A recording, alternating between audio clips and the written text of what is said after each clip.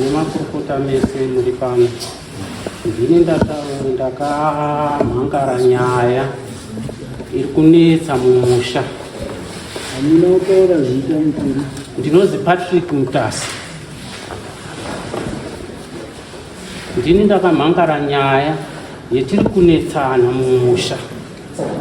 Nyaya iyi yakasiya yataurwa nemufi. Mufi akati achirwara aitaura kuti pane munhu arikamira padhuze ari kundirira. Ndiri kuona hangadzi dzangu nanane asi pane munhu akamira padhuze. Saka zvadaro musi wakabva maikuru namainini. Isusu vana baba wedu wese wakashayika. Saka vana baba wedu wanga vari watatu. Saka uyo wechitatu yakufa nowa ndiye mudiki. Wakataura kuna maikuru kuti maikuru zvamunoona ndiri kuSouth Africa tine mashamwari edu tatiri papati tiri papati ipapo tese tatine mapanga edu. Inini ndikabvutirwa banga rangu neshamwari yangu ichibva yabaya munhu achibva afa. Adaro saizvozvo zvakabva zvadini musi wachoyo ndiwo akavhashaya asati adini abvunzwa nanamai kuti zvakambomira sei kana isusu tisati tazvinzwa. Right, zvasiya ataura izvi isusu hatina kuzvinzwa. Takaenda koiga munhu, tikapedza kuiga munhu manheru tikadaidzwa ndivana mai nevamwe vese kwanzi huyai iwewe mbatya dzadziri kukoiwa mangwana kwanzi iwewe ndiwe wachi mutungamiri wemhuri nokuti ndiwe mukomana mukuru. Inini ndiyo zvechokwadi ndiri mukomana mukuru asara. Saka zvadaro takapedza kugowa nhumbi dzagoiwa dzapedzwa manheru achoyo ndipo takadaidzwa futi nanambuya nanamhaiyo. Ndo patakataurirwa nyaya iyi yekuti baba wakashaisha maoko kuSouth Africa neshamwari dzake. Saka zvadaro wanambuya wakasiya wati chifambai muone kuti chii chiri kune ngezvechokwadi. Takambofamba semhuri asi zvakazosvika pakuti takapatsanurwa. Mumba mainini wakatanga kuti handidi kuona vanhu mumba mangu. Adaro right, vanhu vese wakabva washaya kuti toenda muimba yangu.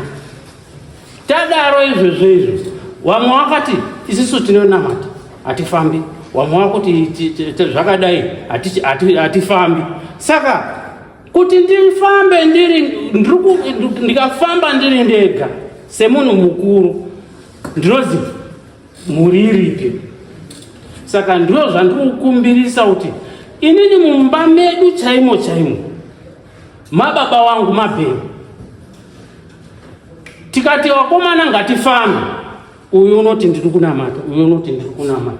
Vamwe vari kufamba wedzimwe dzimba vari kuenda urwere hwausi kupera, wana hausi kugadzikana muvarume. Saka zvese izvo zviri kunangana nini. Saka ndiroti inini ndauya kuno kuti bambo munotibatsirawo sei kuti titaurirane, nokuti kuti ndifambe kana kufamba nevamwe vese dzimwe dzimba idzi mumba medu macho musina kunakaba. Ndiri kufuratira bakatwa. Tatenda ma.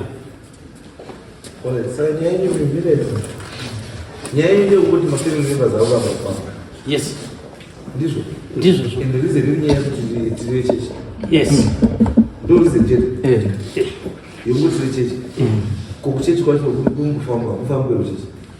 Atizivi. Handizivi mambo kuti Rome.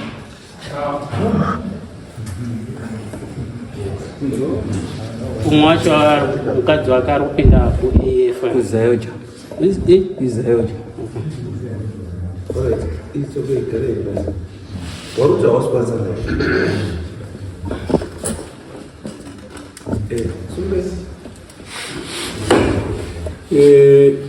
Pamusoro imam indozo wakile ni Mutasa. Nyeru ndine sabana bakeuti. Junta ndi mukoma kai. Of course yes. Kutanga bakafa baoni mutauro yeyo andite. Wakati ngatifana andite. Ini vanda tawo ngati ndakabva kuchechiko ndapfekedzwa bhandi reufu. Mukadzi wangu akapfeka uniform. Ini kuchechi kwangu ndandibvumiri kuenda kundobvunzira kana kuita sei munhu afa. Andite wakavhumirana nazvo wakafamba shuwa wega ndakavataura ndikati kana mafamba kana mazwa zviro zviri kubata inini uye mundibate inini anditi asi wakafamba dziri 3 femi hatisitori 3 femi dzacho panapa papa yandosiminga yumba yebheniri panapa wakwamaikuru nekwamenini hapanapa panapa wafamba wodaro shwaidi wakafamba wakazouya paumba anditeri paumba pamaikuru mayedu isisu ndio pamaikuru baba pamukuru wasvika paumba payapa wakadedza maprofita avo wakadedza maprofita avo wese eze family yekumba kwedu yekwamainini wari 3 wakasvika wakapinda mumba mamai anditeri ndiamba maikuru avo wapinda imomo wakatanga kuisana matare avo ini handimo nemukadzi wangu ndakundandautati handidi bangu zvokupinda mumatare enyu ewaprofiti nenevhese right wapinda mumatare mweomo messenger of court yemakatuma dayanga ari padhuze kana ndoziva kuti pamba pangu inini ngepanapa hani padhoo apa ndodifure padhoo apa ndo pamhaiyo ndinogasa namhaiyo padhuze ndo panapa neapa wapinda mumatare avo zvinotaurwa zvese ndanditozvizwa ndakarara handite mukoma wakabvunzwa nemuprofiti kuti right umbenye yakakwana here handiteri wakataura zvawataura shoti hatina kukwana apa asi umwe ari kuharare umwe aramba musha wake uriapo wewaramba kuti handidini handifambiba handiteri asi izvo ndakazwa chakapindurwa ngemuprofiti mumba imomo ndikutozvizwa muprofiti anodaidziraka akataura kuti baba icho ndakutaura ngechekuti mungangotaura zvomutaura izvozvo asi mugogona kunga muri makatoshata iye akadini iye akanyarara agari kumba kwake zvikanzi namukoma wakasimuka direct mumba imomo wakataura kuti kana samusharukokera danga rake remombe inenge yasara kunze kwedanga kana ikadyiwa ngeshumba munei nayo handiti ndiwo mukoma wataura ndikati saka iwo kuti inini ndidyiwe ngeshumba ndadini naina problem rese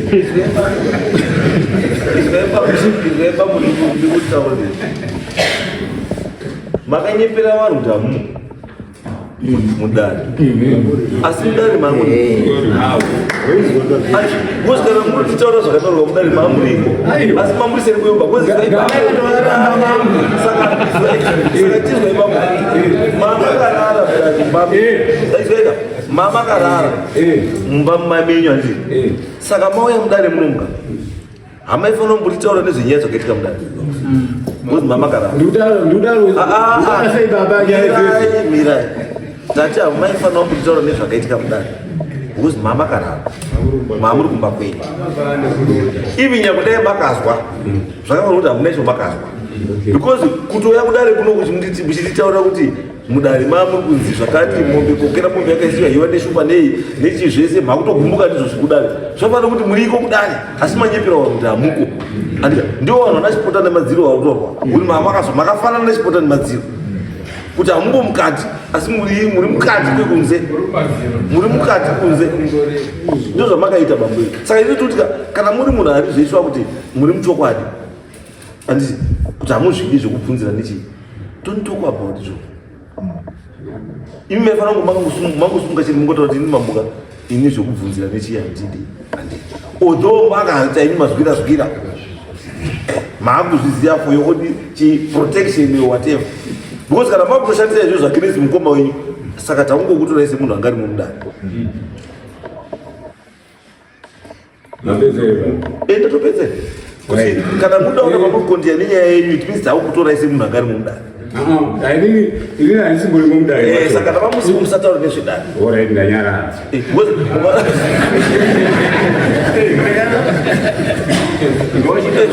mukatarisaka mutemo unoti chii wamuri rwanda now freedom of worship Ndio munhu wanda saka ishaita freedom of worship here kana imwe muri kutora zvinhu zviri outside your worship makuzvipinza futi muchechi meni and it destroys the whole essence the freedom that you are talking about. Because amungatatazi ndakatombira muserva ndazvika zvese zvamamutaura aiwa isu takudaidza ukaramba wanga uchaenda kuseri kwegwenzi kodii wanga uda kuzwei manje wanga udei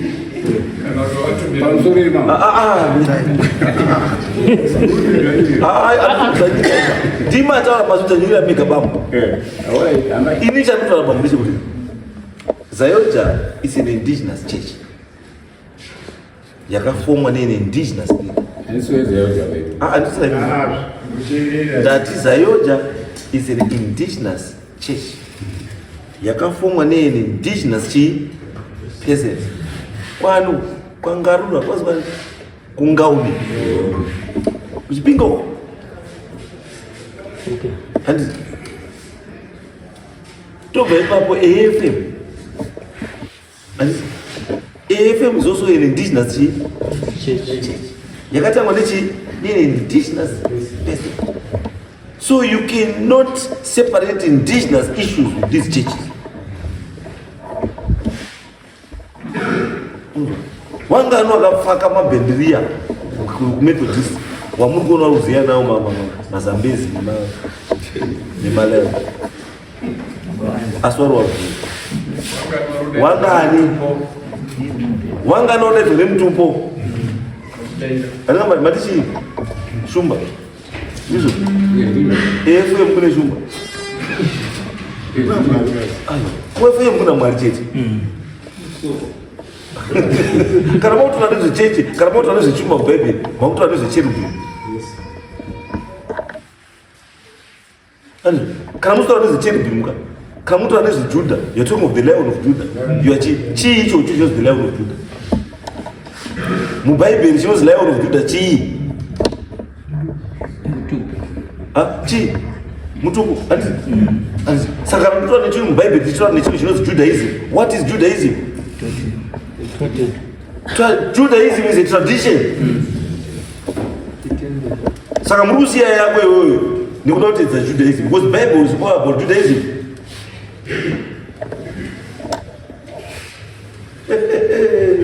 Bambo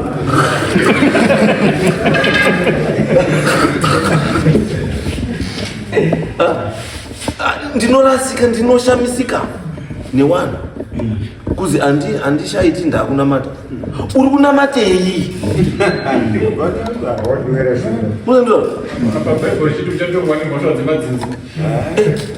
bhaibheri rinoti saka dzati kutongana zvezvi ndedzei saka muchatongwa imi munyepera kwakakwana makatomiri ndochitesa chenyu chekutanga kuramba dzidza rako. One day you never freedom of worship. One day you never right to what, right to what. One day as kamzukuruka chauya mandinga chitika mudiro ndoposhoro ndokaonongwarira and inamvuta zvinhu very simple kuti tiri muBhaibheri tutaura nenyaya yamaIsraelites and why are they called Israelites? Because of their tradition. It's because of their tradition. They behave like Israelites and they follow the Israelite type of life. They don't follow Zimbabwean type of life. And tikutaura kuti isusu kutaura muBhaibheri nenyaya yemaJudha and vanozei vachinzi maJudha is because of Judaism tradition yani sei iwewe muZimbabwe wakutora tsika yeJudaism kuiita yako.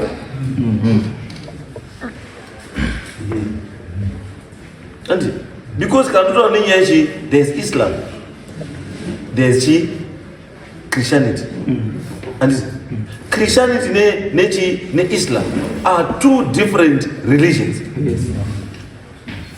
And they believe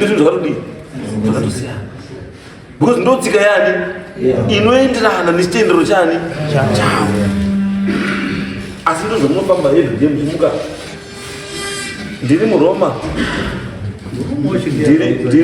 Ndiri muanzi muanglican. What are you talking about? If you are calling yourself a Roman being, are you in Rome? Do what the Romans do. If you are in Rome, do what the Romans do.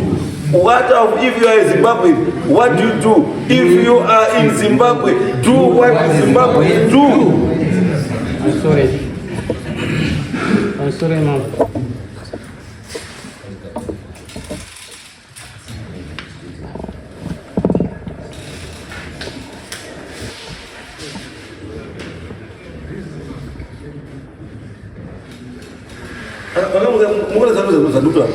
Kuti zvamurura pamuchinetsana munonepa muchihwanda nekutaura zvinhu zvisingadi zvisinazvo zvinokubatsira.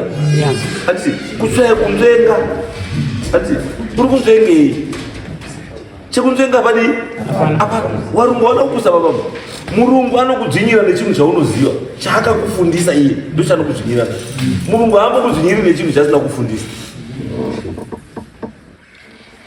Usakaenda mabasa na 5 mabasa na 8 chii chinoitika unonyora chii ati akaunza izvo ndiani iwe paunida kuchera hunza zvine nguva here paunida kuteya nguva here atizvo iwewe ndiwo unoziva ega kuti mbeva dzinotanga kusenza kutanga kufamba nguva yakati. Saka ini ndofana kuenda kuteya nguva yakati pakunotarisa mari wacho kuti unoenda midnight here kutarisa riwo unoenda zuva radini rabuda because unoziva kuti mari wanenge apedza chii basa chii ichocho itsika yedu.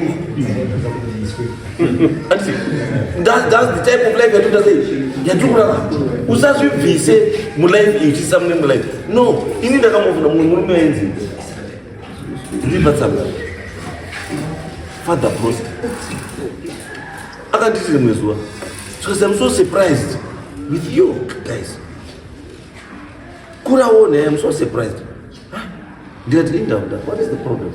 Because no, the problem is you forsake your own culture, you forsake your own tradition for ours. What do you know about our tradition? You know nothing about that. We envy your tradition. And you are busy envying ours, which is bad. Do you know, what is the reason why Mungu achikata kisi nembwa? Neshiri, pambape Mungu pesi. Pambape Mungu pesi, pane shiri, pane chikitsi, pane imbwa, pane chi. For the security reasons. Because no, to you, munonzi ichi insecurity and a sign of love. Yes. Shiri nonge achitapanda kushira chifita, achita sei mukati warungu wakumana warungu wakuda shiri wakumana. Because no, it's not like that. Because kuchirungu isusu tinoshandisa imbwa neshiri nekitsi kuroya. Ndo zvatoshandisa pakuroya. And the reason why usingaoni kuchona kitsi nembwa pamba pemurungu ikaunda. That's a counter move. Kuti kitsi akabva kunosvika paine umwe kitsi undoziva kuti muroyo wauya zvotodii zvotoshupa. But you are busy kudai izvo zvizvi.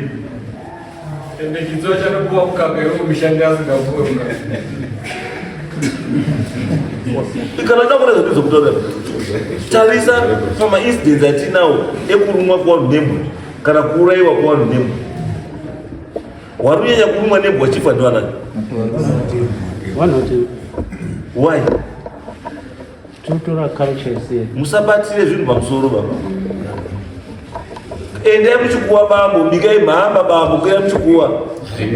Ndo zvanditaura. Ndezvi ndosatoa kuti imi muri kuti no handisika, but iwo vari kuzviita. Wana bhera tiri kuenda bambo. Mese mapurazi. Ndoda kupa example bambo. Mapurazi umu mune tsime dzinoiswa doro every year. Mune makomo ari kubikwa doro nevarungu vemapurazi vamukona vakazara wese avadai. Imi muenda kumira kumbira pauno muchinyeperana kuti azi hakuna zvakadaro. Ivo varungu vari busy kuita zvenyu imimi. Ndozvavari kuita. Kuitira imimi. Iyi mota hakuna. Handisi kufosa munhu. No, I'm not forcing anyone. handiti I'm not forcing anyone, asi ndiri kuti itai zvinoita kuti mugare zvakadii zvakanaka, itai zvinoita kuti mubatsirike.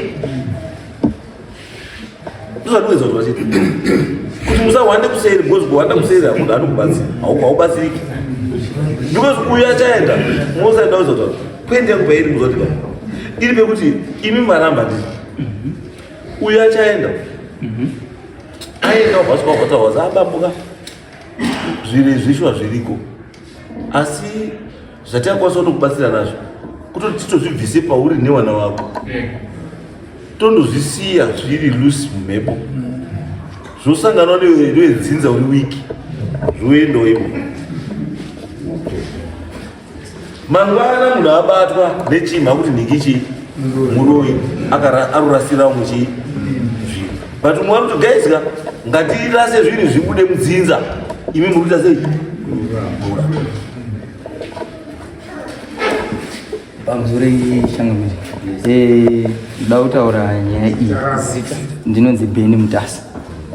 Inini ndiri mwana waiwo wana baba vangu muisa, umwe wacho 84 hapo. Ndoda kuti dzokei pamashure bijana. Nyaya yangu inotanga pekuti kuzotuma awa wauye kuzotaura nyaya yawo kuno ndini nehanzvadzi dzangu dziri panapa, dzimwe dzacho hadzipo nekuti dziri kuhara.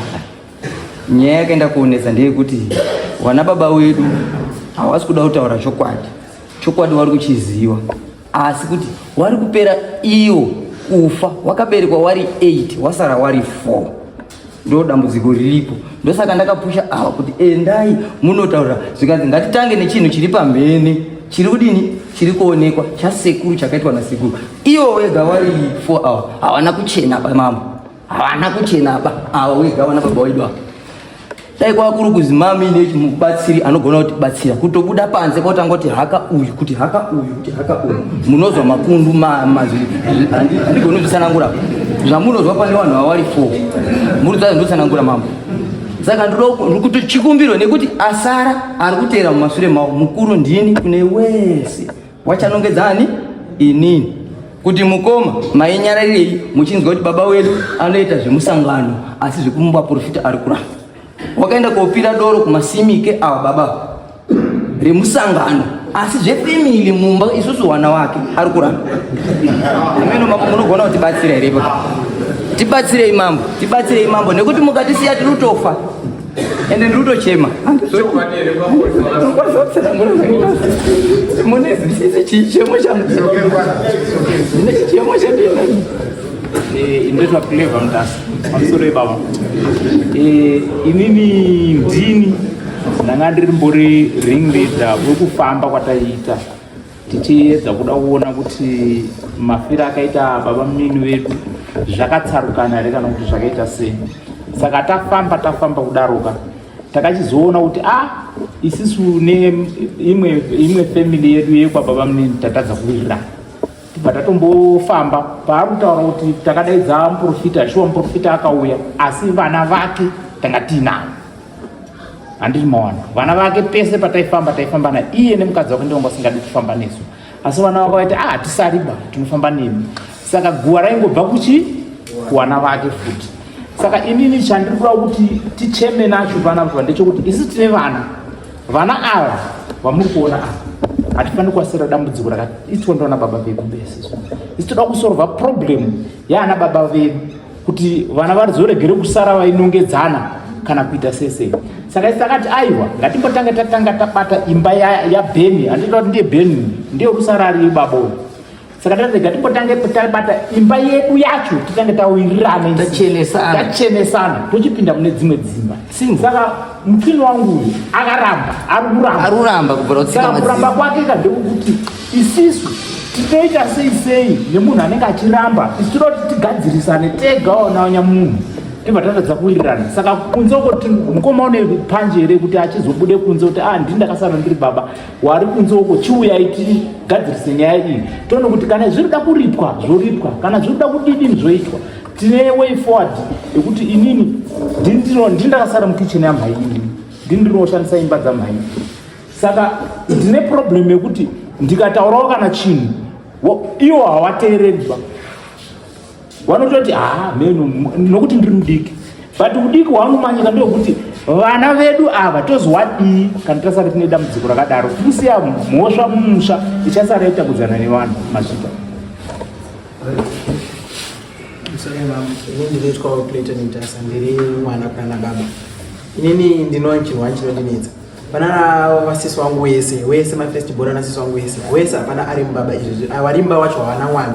Ava vacho tora kwakatoenda kunororo vanobvira bata mwana. Mwana wake chete pa vana wese vana baba. Ndiye igane mwana ari first born. Vamwe vese havasi kubata mbereko. Vanoenda kunororwa vachidzoka pamba. Hapana ari kubata mbereko. Totokumbira kubatsira baba. I'm sorry, Mom. Start Mutasa. Ini ndine tagi Mutasa. Inini chembe chandula kuisa kuna na baba. Wesa wanda na baba wangu. Tine dambudziko wani. Kutiona kukura zvandiri panapa. Ndofunga now I'm 33 years. Uyu nenda kasiyana nene zvuma 13 years. Asi baba wedu awo. Izvezvi zvasi kubva baba. Anorambira musango takambowashaya. Ndokuti upenyu hwavo kubva tichikura kutozoti anogara musango ende kusango wachanga ndiri kushanda hakuna chinouya kumbapo. Saka ndosingati ati wana baba imi michiendai isusu wana tomira toti kana pane zviripo zvakaitwa tizvizive nekuti isusu tiri nherere isina baba izvi. Tiri 3 umwe ari kuharare musikana isu hatina dzimba tiri 2 tine hanza dzedu iyi wemba medu nababa wedu avo. Tiri kudai tiri nherere isina baba kungogara baba wacho haagari pasi akatogara mumusha kurwara akauya wiki rino iri aenda. Izvezviti hatina ishe kuri kuwaka takangounganidza zvinhu tikati huyai tinofunga tatione 2 months angonzi ndiri kuyamisa wakati ndokutororama kwake ivava pakwari kwacho achaguma atoenda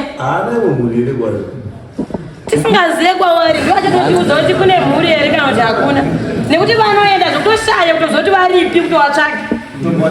Tikamboita 5 years tisingazivi kuti wararamira kupi tozongoona wasvika. Saka tinoziva kuti anenge musataura iri kuvhima ishuka iri kuvhima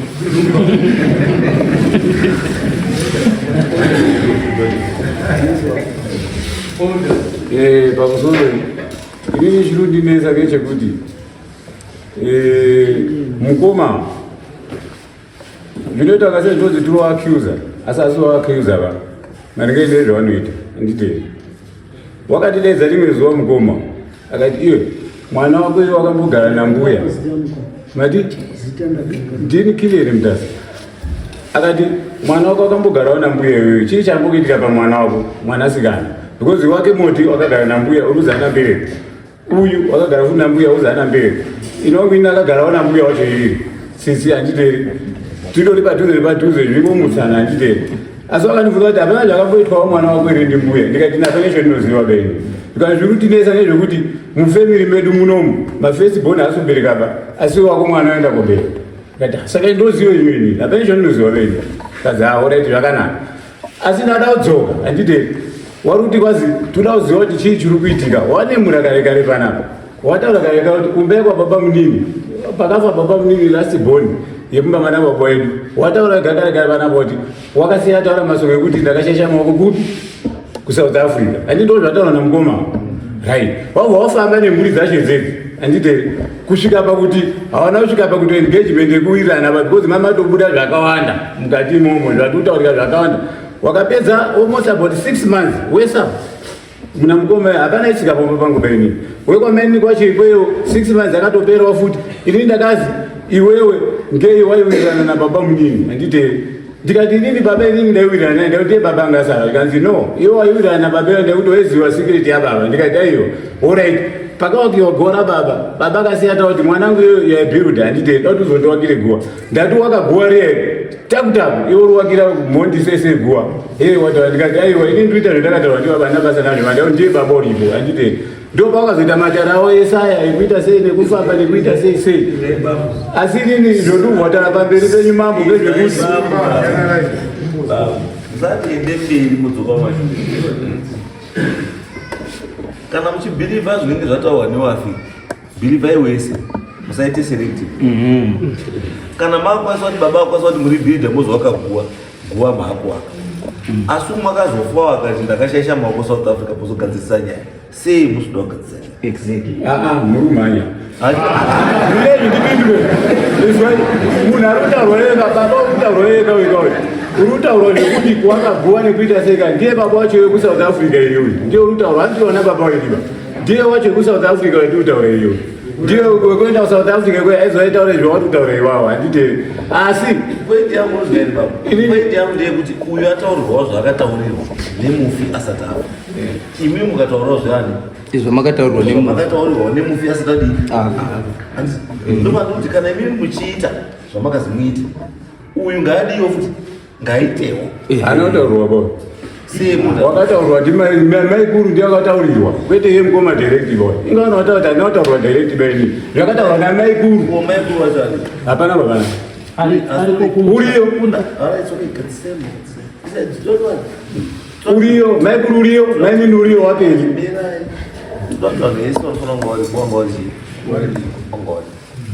Because nyaya yakatokura kudarika zvekufunga. Murikuona kukanyeka dii but yaisi yadii mafamilies asipo mangana 2 itai kuti next Saturday mwe nese makagara utsuke panapa totokupai chirembo asi panandi kumbira siku ndepekuti ndoda kutsanangura nyaya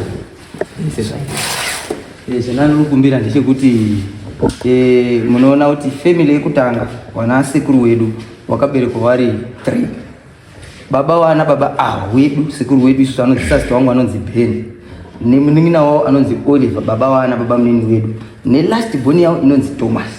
Last born yavo yemumba mavo inonzi Thomas ndo yakasiya tsanangura kuti pana ndiri Joni shamwari yangu yakatora banga ndobva yabaya munhu bvafa. Handitika zvese zvaitika izvo zvataurwa wari kupira awa kuti ndiwe baba adini asara. Chitakura chii uta nemusewe akagadzirwa kauta kacho kemusewe nekatambo kerudzi abva apuwa uzvo. Zvikanzi chitina wana wese waende kupi kufamba newana. Ndo pakatanga kutobuda uyu akaramba ndakwenda kuchechi ndo yokutanga. Wechipiri anonzi God Mutasa akaramba ndakunamata. Wechitatu John akati ndakunamata. Tobva tasara tiri vanhu vashoma shoma. Vakasara takati iye yuyu neuyu newamwe wacho anonzi baba watanyaradzo wekwimwe imba yechipiri wari kutobvuma wese ende wari kufambira nyaya yani yawo. Saka hondo yanandi inayo inini semunhu muzukuru mukuru waBeni ndeyekuti ngatichenese imba yaBeni yacho first tisataenda kodena yekwani yekumama yacho uba ndo pane nyaya bazi sikuru. Nyaya indori pekuti uyu neuyu ngawapinde mumukaka wacheni yazopinda umba yaBeni yega kuti umba yaBeni yega imuda kuti chikonzero chabva kumumba yababa munini yatozozi umba yaBeni ngaichizvichenese imi muri kumataura musoro nyaya panapa wataura kuzi baba munini wakati wakashaisa maoko andite imba yavo hapana panapa. Point ya motor is a very valid point. Yes. And it's a very valid point. Why? It's because kana munhu akashasha maoko asiri muri yaBeni. Sei muri yaBeni uzinofana kuchenesa. Ida kuchenesa chii? Mwana ndizvo kuti kana muri yaBeni iri kunzi muri yaBeni haimo mukati mechi memuri yakataurwa ndiyo yakadi ndiyo yakashasha maoko. Saka imi kana muda kuti muri yaBeni izvichenese inochiretsa chii imimi mhuri yakataurwa ndiyo yakashasha maoko murubizi imimi unless kana munhu nditaura kuti mimi nyaya yamuruziva yamuda kuti ibva yabude pachena semusaakai maakutoshandisa nyaya yaBeni nyaya yamuda munyepera Beni pamusoro pangu aiwa tikapindurane inini chandiri kuita ndechekuti ndini mukomana mukuru, ndini ndakapiwa uta, ndini mumba medu macho tiri kuwirirana here, nokuti inini kana ndisi kuwirirana baba tisi kuwirirana. Chandiri kutaura baba ndechekuti mune here imwe nyaya iri separate mune nyaya yaBeni. Ayo hamuna So there's no need for you. Kubva kunyaya ya Tomshi. Ya Thomas. Andika muri ya Thomas ndo Thomas ndiye akashasha maoko. Andika. Usati kuti kana muri ya Thomas ndiye akashasha maoko. Andika.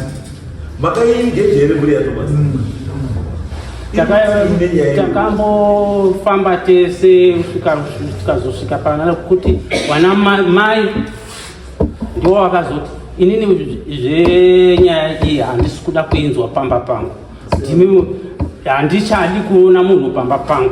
Kana mukatouya pamba pangu ndokusungisai. Ndimai nini? Ndiwo wakataura. Mai kuru. Mukuru pana mai nini. Nyaya iyi yakataurwa murwere ari pabonde. Mai kuru auya koumutsa baba. Baba achimutswa ndio pakati mai kuru uyai apa pabhedha ndikutaurirei zvakaitika. Ndo pakataurirwa ndiri kuSouth Africa ndakadini tiri papati ndakabvutirwa panga neumwe wangu.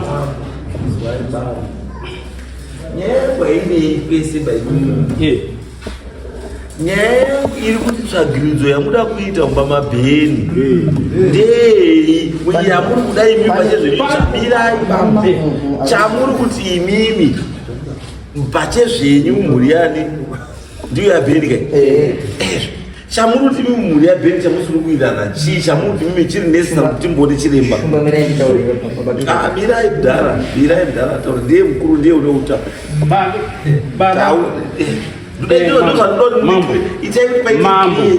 Mambo.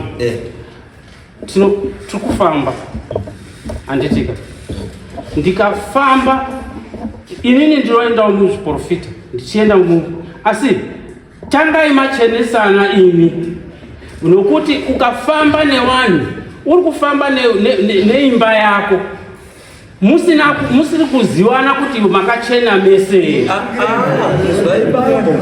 Zvandikuramba imi baba. Zvandikuramba imi bambuka. Ndezvokuti ka munhu akaita nyaya yake muri kumuziva. Muri kune nyaya. Saka muprofita anokuti change machenesa nemi munochenesana chii because nyaya yekutsvaga nezvayo ikufa kwemunhu kuSouth Africa. Imi muri menyu zvokufa kwemunhu kuSouth Africa zvipo. Anditi saka chamuda kuchenesana muri menyu chii? Isisu kana zvakadaro mambo inini handisi kuzviramba kuti tifambe. Chandiri kutaura bambo ndati bambo zviri nani musatwestira nguva zviri nani pamusatwestire chii nguva. Imimi taurai kuti isusu mumhuri mabheri tine dambudziko rewana wasiri kuroorwa, wana wasiri kuita wana wakaroorwa, wana wakadai mumhuri mani mabheni. Tanotizivawo kuti pachezvedu isusu mumhuri mabheni chiri kutinetsa chii. Ati musabatanidze nyaya yenyu iyi nenyaya yebanga kuSouth Africa. Mukaibatanidza nenyaya yekuti South Africa it becomes something else. Okay. Saka murudei inini komana ambotaura uyu kuti vana bambo ava vari 4 kana ngazvamushi vazi vari 4 hawana uchena bavo vanoti iye wacho uyu ari uko ane zvake uye akamira ane zvake uyu ari uko ane zvake handizvo here mukomana zvavataura ndozvinoda kucheneswa izvozvo vanhu ndomaturamba kaimba kuti kana akutaura nenyaya yekuti wese hawana baba hawana kuchena handiti wakasvibiswa nenyaya ipi? Ndopane nyaya ipapo nyaya yakawasvibisa ndeye kuSouth Africa here kana kuti pane imwe. Saka kana isine South Africa ndozvaodai wataura panapa kuti isusu semhuri yabheni tine nyaya dzedu isusu dzedu dzatikufamba tichitsvaga tichiona ndozvatoda tichirisana totitsvangirepo ndozvinopera kuti tichatipedzisa nguva tiri South Africa yenyu haiko family yacho haiko ende family yacho South Africa haiko itonakirwa iyo tiri nyaya. Saka imunocheneswa chii baba? Chamuda kufemerwa chii? Chamuda kufemwa ipo papa chii? Panyaya South Africa yekuzemwa. Ati imi mlitaure choka bambuka, nyaya pana bambuka. Tafamba varume vatatu vauruzva wakapikata wakambinga ndizvo zvinoda kuti tigadzise. Isusu tochiti makadai uka hazvine nedzimwe andika chibudai panze amoenda pana gogochera andika mosvikamuona gogochera wakude ukufemai asingadi unogara kune mutuko andika asi achizwa zvekutaura gogochera andikaonaezvaidi kamati unoda kupinda kana asikadi wenda kugara asi achizwa andizvo saka itai pana gogochera vana vabheni ipedzini yaye